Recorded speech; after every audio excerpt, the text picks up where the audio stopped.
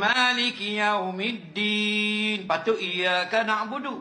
Tu imam pula innal ladzi. Kita pun innal ladzina amanu. Kita kata gitu. Faham? Makmum. Kita terus sama iyyaka na'budu. Kenapa? Kerana yang kata kena baca semula Fatihah, kita membaca benda yang tidak disuruh pada ketika itu. Faham lagi? Contoh, kita tengah semayang, bini kita bersing duduk lipat baju. Kecing dia bersing, bini kita pun kata alhamdulillah. Kita maliki yaumiddin, yarhamukallah. Kita pergi kata lagu tu. Niat zikir tak batal lah solat. Kena baca semula. Fatihah kita putus wala.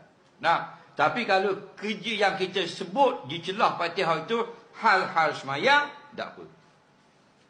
Termasuk sujud sajadah. Maliki yaumiddin. Tu imam turun sujud sajadah. Kita turun tak? Kita naik lagi. Iyyaka na'budu. Tak payah baca semula bismillah. Faham? Kerana sujud sajadah itu kerja solat. Okey?